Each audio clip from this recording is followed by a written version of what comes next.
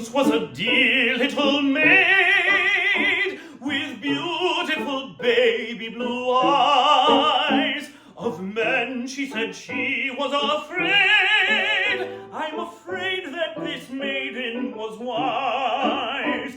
This maid had a dear little dog, and the doggy was very well bred. And she loved him because he would give her his paws and sit up and lie down, as she said.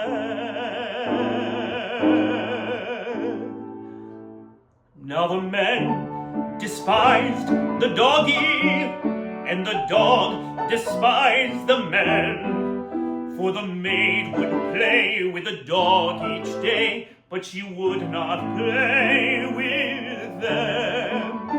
To the men she said, "You're stupid," and it left them in a fog.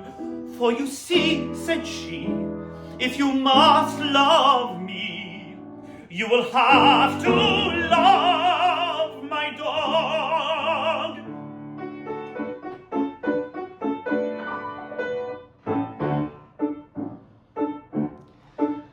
Now one of those stupid young men decided to marry the maid. He hadn't decided quite when. 'Twas a difficult game that he played. He tried to make friends with the dog, and the maiden he left quite alone. For he knew in the end, with the dog for his friend, he could make the young maiden his own.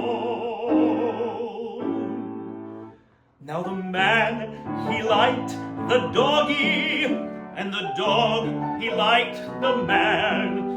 But the maid in fair, he neglected her, and her jealousy began.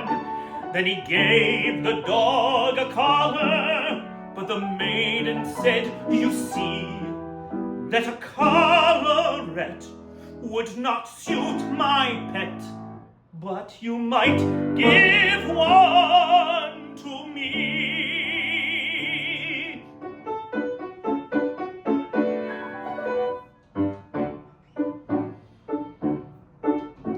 He gave her a nice collarette, all studded with diamonds and pearls.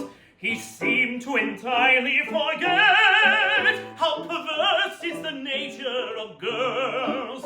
She thanked him, then threw it aside, and treated him worse than before. For she clearly had proved that was she that he loved, and to really be loved is a bore. Now the man, he called the doggy, and he left the maid again. And the dog, he told that the maid was cold, and it gave the doggy pain. And his wife was sympathetic. He sat on the young man's knee. But the maid said, "Here, you may disappear. That's a place